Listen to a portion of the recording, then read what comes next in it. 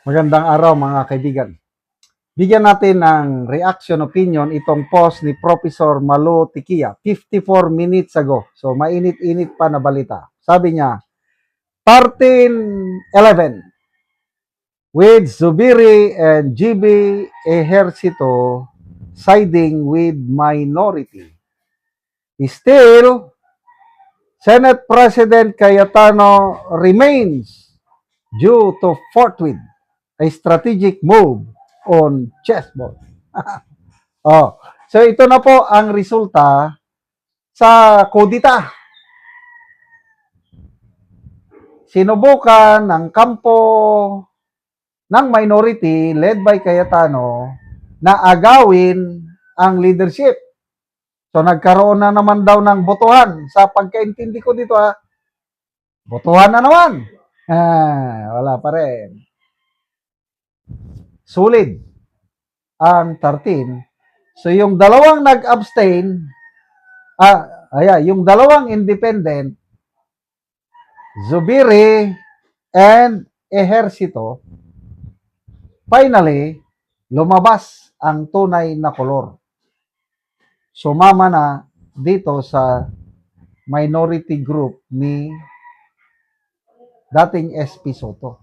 Kaya 11 and 13. Again, to me, this is panalo ng taong bayan. A strategic move on chessboard.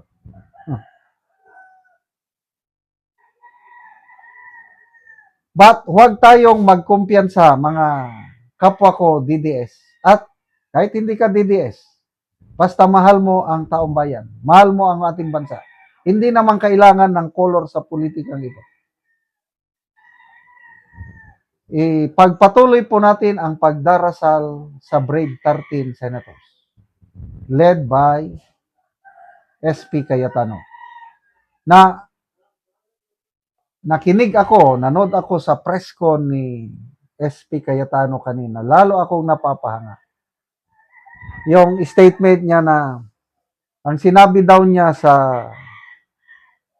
grupo nila, yung Brave 13, my direction is just to obey the Lord as I lead the Senate. Kung ano ang kalooban ng Panginoon, so be it. At ito na nga, I believe na ito na ang kalooban ng Diyos. Yung naagaw ng Brave 13, yung leadership para sa kapakanan ng mas marami. Lalong-lalo na sa flood control investigation. May post yan si Crisette Laureta Chu or si Kipi Chu. Sabi niya, let's protect SP Cayetano.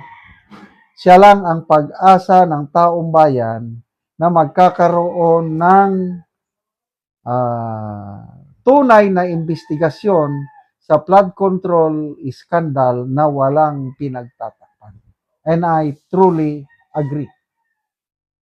Kaya ako, excited na ako, siguro mamaya malalaman natin ang update, yung committee chairmanship. Although, ni-request na, personal na nag-request si Senator Marcoleta na siya ang ilalagay na chairman ng Blue Ribbon, but kailangan pa rin ng decision nila as a body, as a majority. Once na na-decide na yan, nako, kakanta ulit ako. Ano bang kakantahin ko? O tie a yellow ribbon. Nakakatuwa. Tingnan natin ang comments. 13,000 ang nag-react. 8,500 ang nag-like. 4,300 ang nag-love. 212 ang nag-care. Ibig sabihin, poros positive response ang nagano. So, Patok Balgos, yung dalawang Judas, nagpakita na rin ng kulay. Yung si Ejercito and Zubiri.